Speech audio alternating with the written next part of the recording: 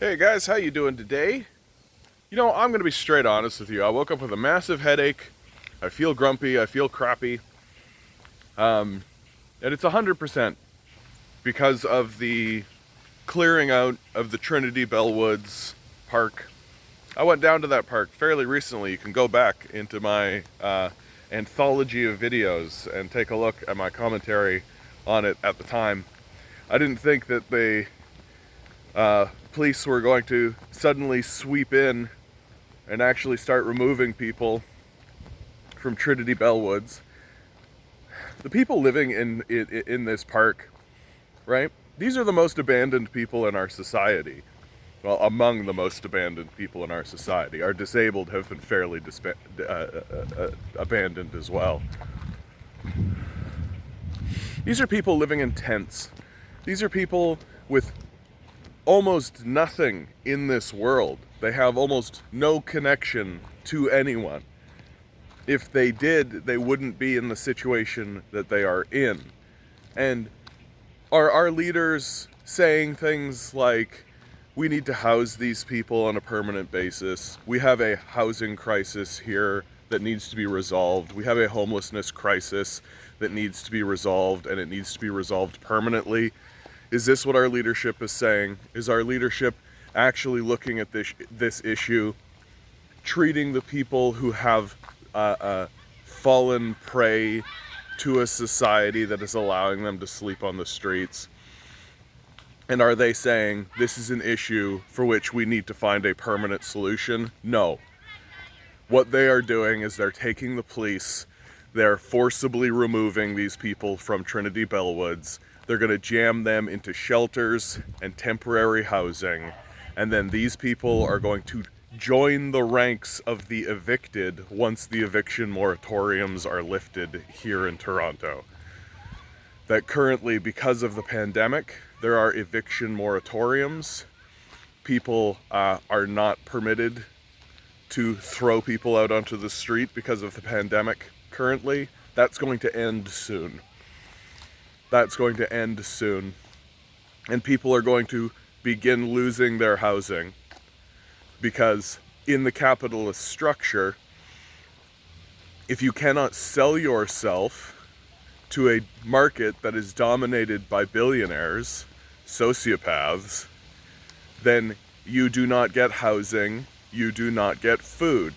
Those are the rules of capitalism. It's why I am a communist.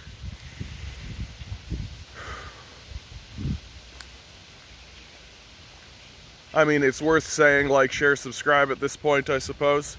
If you're one of these people that bump out of these videos, like, share, subscribe. I got a Patreon down below. Send $1 my way, right? We've got to support leftist voices. We've got to support people speaking back to these neoliberal fascists who have been dominating the discourse for decades. We've got to push back against them. I have a live stream, 6 to 9 p.m. Come on in. Let's have a conversation. Let's organize. Let's figure something out. I'm sick and tired of reporting on these sorts of stories. I'm like exhausted by it, which I'm starting to think is actually part of the strategy. I'm starting to think that the capitalists get together and they actually say to one another, well, let's just be as evil as possible. And that way anybody who doesn't want to be evil will just be so overwhelmed by how outrageously evil we are and how aggressively evil we are that they will eventually become overwhelmed and just give up, right? Maybe suicide out, maybe just exhaust themselves, maybe just give up and just get crushed by our overwhelming capitalist machine. It's a frustrating situation, and it's frustrating even to see, like, you see some of the photos that come out of the Trinity Bellwoods, and the police look embarrassed by what they're doing. They don't look happy. They don't look like they're going into this situation all gung-ho and ready to go and let's smash the place up and drag these people out and all this kind of stuff. They just look embarrassed, and they should be embarrassed. It's embarrassing, right? It's embarrassing what we've done as a people, right? Doug Ford came into office as premier. First thing he did was enact a policy of austerity against our doctors, our nurses, our teachers, our students, our workers, literally everyone, except who? Who did he not commit to a policy of austerity against? Oh, the police. Oh, the police. The police got an increase in their funding when they already have an outrageously bloated budget, when things are already absurdly ridiculous in terms of the amount of funding that we're giving to the police. So we give an increase to police so that they can go and clear out parks of people who have been abandoned by the Ford administration after what? After having their funding cut. I don't know how you could look at yourself in the mirror in this circumstance. I don't know if you're a police officer. I don't know how you're not consistently cringing with horrific embarrassment, if not the overwhelming existential dread of your position in this evil conglomeration and structure that has been enforced in this society. How do you go to Trinity Bellwoods Park and deal with these abandoned people while simultaneously understanding that your funding has increased while their funding has been cut?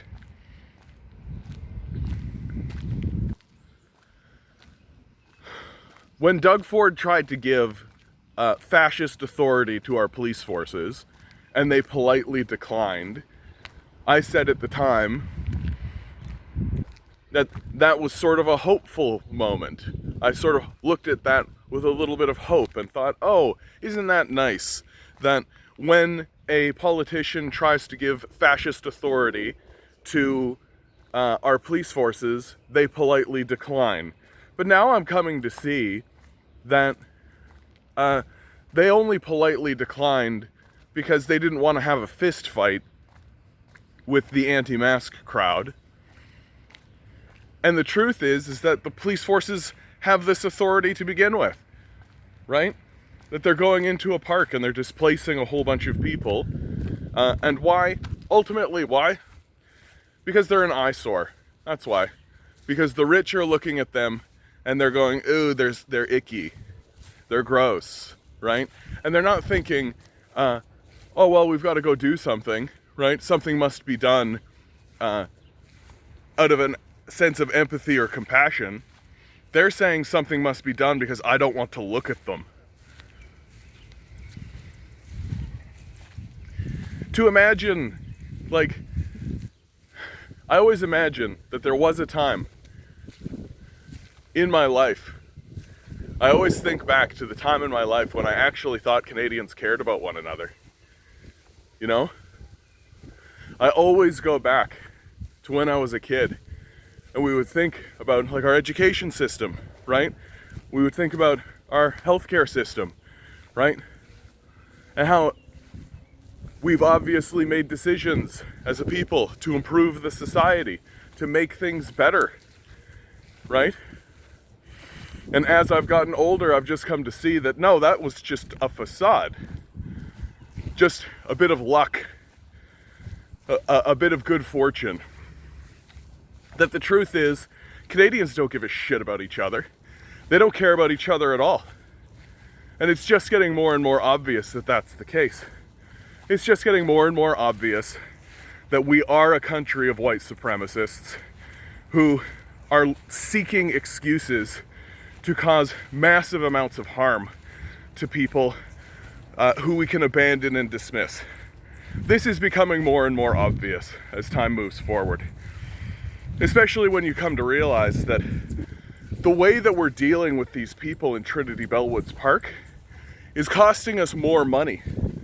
It is more expensive to pursue this objective and this agenda than it is to simply provide permanent housing for these people. It's more expensive. What that means is that we are willfully and purposefully paying more money in order to continue causing harm and spreading malice into our own communities and into our own societies.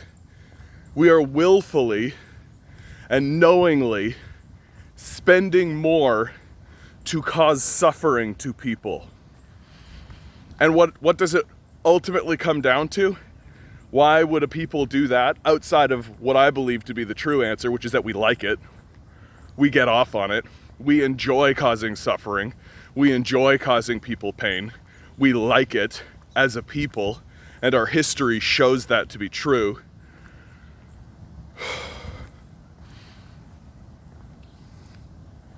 But what other reason could exist for such a thing? Right? What other reason could exist for such a thing when it's cheaper to do to just house these people than it is to police them and consistently dislocate them and consistently send them back out onto the street and then clear them out again and then get them back into temporary housing, and so on it goes, right? So on it goes. We're caught. We're caught in an ideology that primarily worships money. It doesn't give a shit about human life. It doesn't care about improving the lives of anybody around it. It cares about money. That's what it cares about. If you have money, you're good. If you don't have money, you're evil. And it is that aggressively simplistic. It is that reductive. It is that stupid. Just go ask the people at Trinity Bellwood. Just go ask the homeless that have been cleared out whether or not they think they're living in a society that worships money and values money over human life.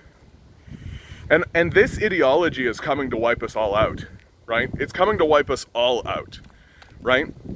The mass evictions are coming because the only reason they put in a moratorium in the first place is because they didn't also want to deal with a homelessness crisis while simultaneously dealing with a pandemic crisis.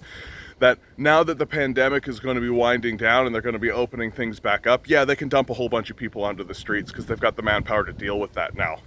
And the crisis that they are inflicting on the nurses and the doctors, they will happily turn around and inflict a similar crisis against the police. They will happily turn around and inflict the police with a level of crisis that will completely alienate the police forces, that will completely make it so that they want to abandon their posts, the way our nurses and doctors are going to, and already have begun.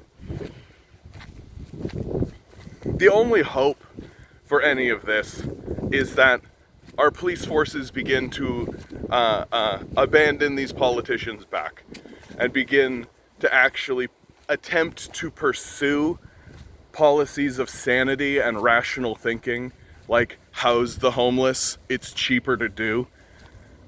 But unfortunately, that's going to require a confrontation of capital. Cowards like John Tory, sociopaths like Doug Ford are never going to confront capital. They're not capable of doing it. Because ultimately, saving money for you is meaningless. It's about making money for them. That's what it's about.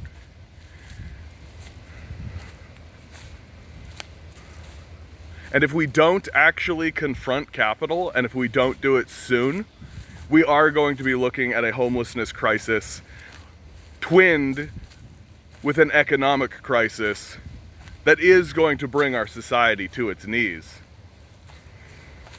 Because fundamentally, we've refused to acknowledge that what makes up the economy we're supposed to be protecting? Is it the wealth of the billionaire class?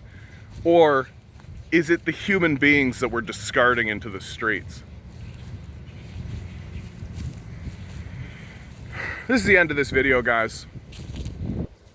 Sorry about the grumpiness. Like, share, subscribe. Patreon down below. Livestream 6 to 9 p.m.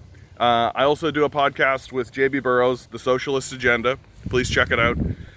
If you want to get organized against these sociopaths who are abandoning people into the streets, Socialist Action, the link is in the description. It's a third-party, unaffiliated political movement.